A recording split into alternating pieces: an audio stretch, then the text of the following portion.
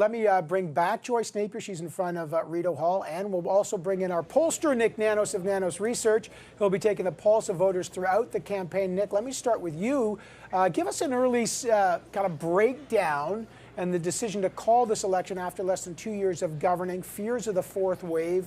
Where do the polls stand on day one?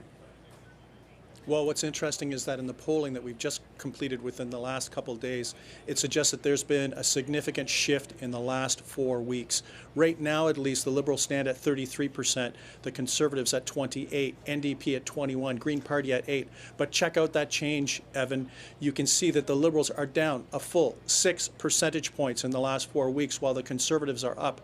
This has fundamentally changed the complexion of the race from something that looked like a Liberal majority 4 weeks ago to something that is potentially a horse race between the Liberals and the Conservatives. And right now, the Liberals are out of majority territory today. So it could be from sunny ways to risky days for the Liberals if this trend continues.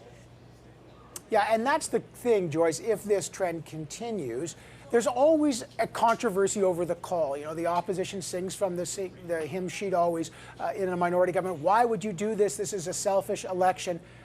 Is that a different story now, A, with the pandemic, because it's obviously, Joyce, that takes things differently, and the NDP who have said, you know, you've never lost confidence of the House. We want to keep working with you. How do the Liberals defend against that?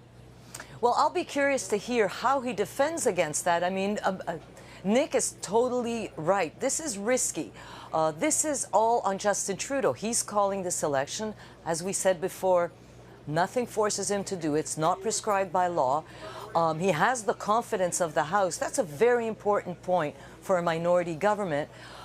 He's had a speech from the throne, and that went through. He did not lose confidence. The budget, this big, huge spending budget that Chrystia Freeland, the finance minister, tabled just a few months ago, what, $140 billion in spending, that the Prime Minister is already started to spend. So go to the public to ask them if it's exactly what is it. He's got his 5-year plan. It's in that budget.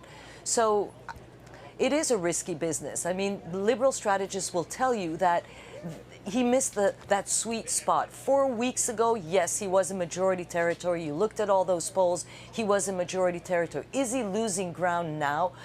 Is he calling this too late? It's hard to tell, you know, but campaigns matter. Will it be 5 weeks? Will it be 6-week campaign? That also matters. Will any of his opponents trip? Will the Prime Minister trip? I mean, remember 2018? Look, let's not forget blackface. That was a huge issue in that campaign. Will there be other such issues for him, for his opponents? I mean, you know, campaigns are unpredictable. They're even more unpredictable in a pandemic. What will happen to those numbers? We're in a fourth wave. Will the cases get worse? I mean, there's so many questions here today on August 15th that I don't know. It is a risky endeavor for the Liberals. Yeah, campaigns matter.